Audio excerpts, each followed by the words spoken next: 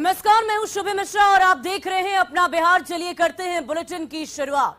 जिस नई नियमावली को लेकर शिक्षक अभ्यर्थियों ने सालों आंदोलन किया, लाठियां खाई, जिस पर जिला से लेकर राजधानी पटना तक हंगामा ही हंगामा हुआ, सरकार की घेराबंदी हुई, उसी नियमावली के आते ही शिक्षक अभ्यर्थी मायूस हो गए और न सिर्फ मायूस हुए बल्कि सरकार पर धोखा देने का आरोप भी लगा दिया।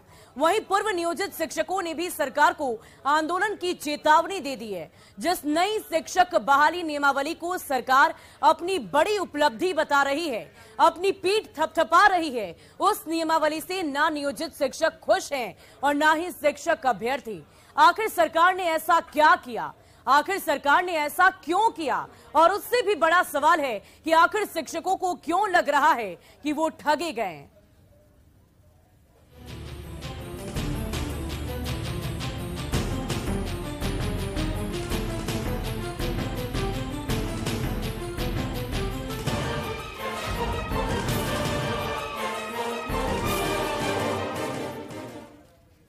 और देखिए, शिक्षकों की बहाली के लिए सरकार की नई नियमावली जारी होते ही इसका विरोध शुरू हो गया है। सभी शिक्षक संघों ने एक साथ आंदोलन का ऐलान किया है और शिक्षक संघों का कहना है कि राज्यकर्मी बनने और नियमित वेतनमान के नाम पर उनके साथ छलावा किया गया है। नई नियमावली से पूर्व से कार्यरत शिक्षकों को कोई भी लाभ नहीं मिलेगा। साथ ही ये भी कहा गया है कि पूर्व के शिक्षकों को औकात दिखाने के लिए ये नई नियमावली बनाई गई है। चुनावी घोषणा पत्र के नाम पर महागठबंधन ने झुंझुना थमा दिया है। सरकार के खिलाफ जल्द ही आंदोलन का भी ऐलान होगा। सारे लोग बीटेट सीटेट टेस्टेट एग्जाम देके बहाल हुए हैं। मैक्सिमम लोग आपके जो नियोजित शिक्षक हैं, यही एग्जाम पास करने के बाद राष्ट्रीय स्तर पे या अन्य राज्यों में असिस्टेंट टीचर बना के फुल स्केल दिया जाता है और आप यहाँ पे भांति भांति का नया नया ये प्रोपेगेंडा खेल रहे हैं। आप एकदम खेल कर गए हम लोगों के साथ, वाहवाही भी लूट लिए। ये नहीं चलेगा, हम लोग पुरजोर विरोध करते हैं इसका और सारे शिक्षक संगठन मिलके समन्वय समिति बना के इसका विरोध करेंगे। सड़क से लेके सदन से लेके न्यायालय तक की लड़ाई लड़ेंगे और हम लोग छोड़ने वाले में से। और आज जब ये उप मुख्यमंत्री की कुर्सी पे बैठ गए हैं तो कहते हैं कि अब आयोग के द्वारा परीक्षा लीजिए, तब जाकर के आपको जो है राज्यकर्मी का दर्जा मिलेगा। यह शिक्षकों के साथ छलावा है, धोखा है और इस धोखा के खिलाफ बिहार के नियोजित शिक्षकों में आक्रोश भड़क चुका है और यह आक्रोश बहुत जल्दी बिहार की सड़कों पर आंदोलन के सत्र में उमड़ेगा। और इस नई नियोजन नियमावली में स्थानांतरण की कोई बात नहीं की गई है। वह नियोजन इकाइयों को समाप्त नहीं किया गया है, बल्कि यह नियमावली केवल और केवल नए संवर्ग, एक अध्यापक संवर्ग बना दिया गया, उसकी बहाली के लिए नियमावली लाई गई है जो बीपीएससी के माध्यम से बहाली करेगी। तो आखिर इस नियमावली से पूर्व से कार्यरत शिक्षकों को क्या लाभ मिला? न उनको इसका स्थानांतरण का लाभ मिल पाएगा, न प्रोन्नति का लाभ मिल पाएगा। क्या मिलेगा? मिलेगा यही कि वो गुलाम बनकर रह जाएंगे। पूर्व में भी ये गुलाम थे, आज भी गुलाम रहेंगे। 20 वर्षों से जो शिक्षक काम कर रहे हैं, आज जो नई बहाली होगी, नई बहाली के तहत जो आएंगे अध्यापक संवर्ग का शिक्षक, उन पर शासन करेंगे। तो ये शासन वर्ग को पैदा करने के लिए नियमावली लाई गई है। और देखिए, नई नियमावली के तहत शिक्षकों की बहाली आयोग की ओर से आयोजित परीक्षा पास करने पर ही की जाएगी। और शिक्षक अभ्यर्थियों का सवाल है कि जब वो बीटेट, एसटीईटी और सीटीईटी जैसे एग्जाम पास कर चुके हैं तो फिर एक और एग्जाम क्यों लिया जा रहा है? तो ये न्यूज़ 18 के भी सवाल है और साथ ही साथ शिक्षक अभ्यर्थियों के भी सवाल है। इसके अलावा नियोजित शिक्षकों के साथ भेदभाव क्यों? विद्यालय में शिक्षकों का वर्ग विभाजन क्यों किया गया है? और साथ ही वर्ग विभाजन से आखिर शिक्षा की गुणवत्ता कैसे सुधर जाएगी? एसटीईटी और सीटेट के बाद एक नए एग्जाम लेने की बात की गई, नियोजित शिक्षकों के साथ भेदभाव क्यों की जा रही है? ये भी न्यूज़ 18 सवाल करता है। और विद्यालय में शिक्षकों के वर्ग विभाजन की स्थिति क्यों आ गई और वर्ग विभाजन से आखिर शिक्षा की गुणवत्ता कैसे सुधरेगी? और चलिए अब आपको बताते हैं कि सरकार ये फैसले तो पूरी तरह से सुना चुकी है और अब फैसले पर क्या कुछ जानकारी सामने आई है, ये फैसला क्यों लिया गया है, ये पूरी चर्चा आपसे करेंगे, जिसको लेकर शिक्षकों ने विरोध भी शुरू कर दिया है। और इधर सियासत भी गर्मा गई है। सियासी गलियारों में भी इस नई नियमावली को लेकर चर्चा बदस्तूर की जा रही है।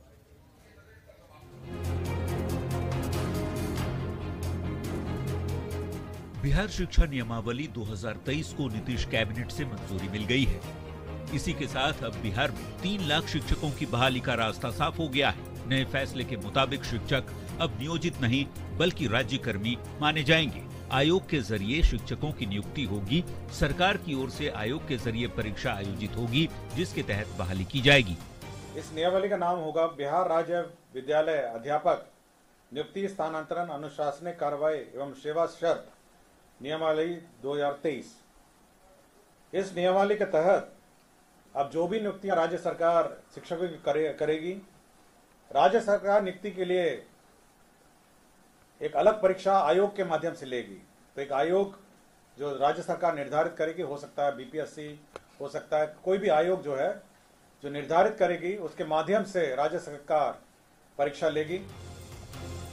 तो बिहार शिक्षा नियमावली को मंजूरी मिलने पर अब नियोजित नहीं शिक्षकों को राज्य कर्मी का दर्जा मिलेगा।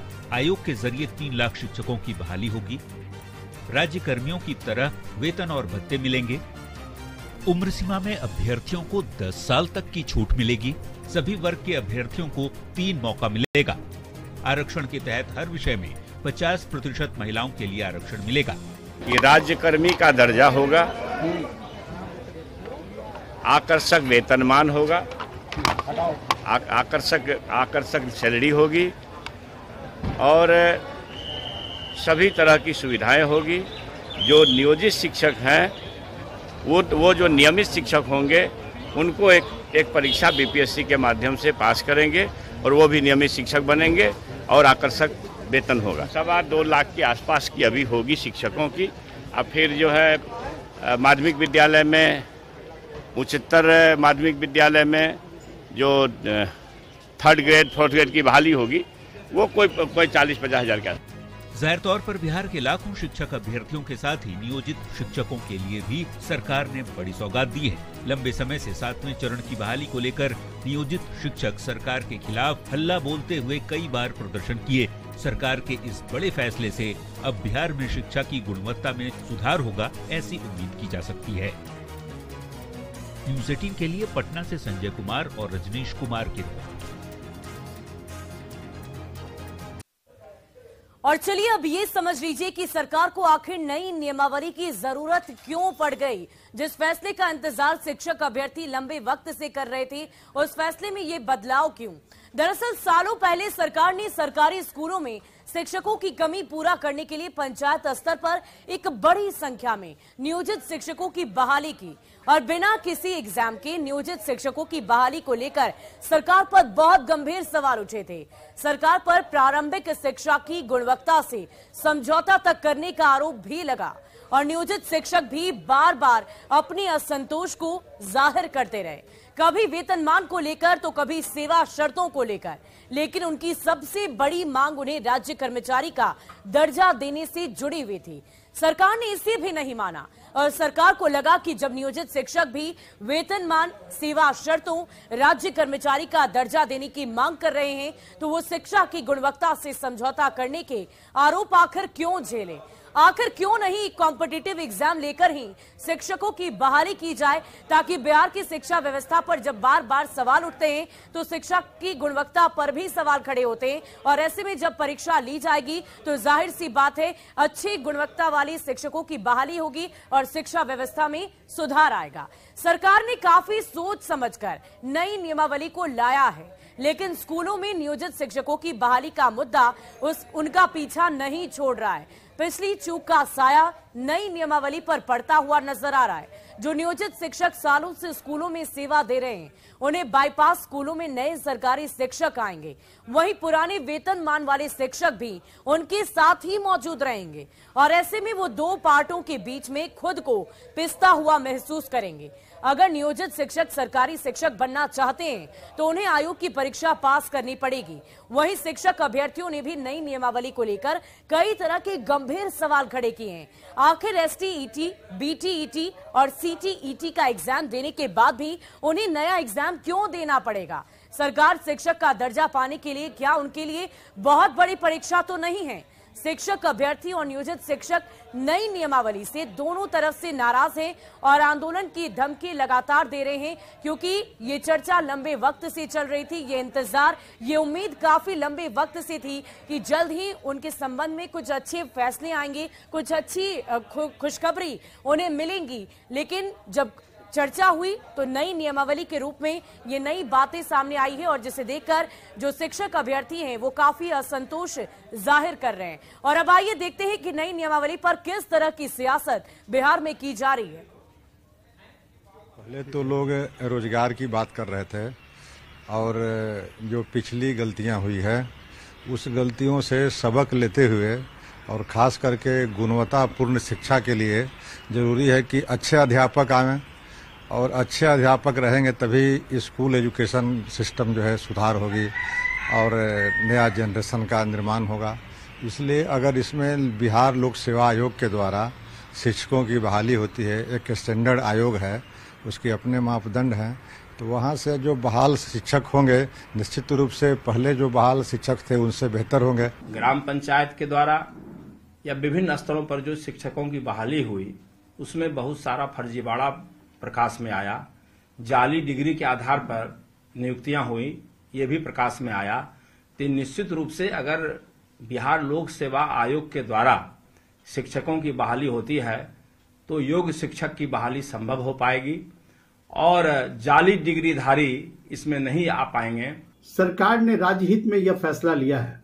अभ्यर्थियों के मांग के अनुरूप राज्य सरकार ने यह फैसला लिया है और नए नियमावली का कैबिनेट से सरकार ने मंजूरी दिया है। अब आयोग के द्वारा परीक्षा लेने के पश्चात शिक्षकों की बहाली होगी और आज पुनः सरकार ने परीक्षाएं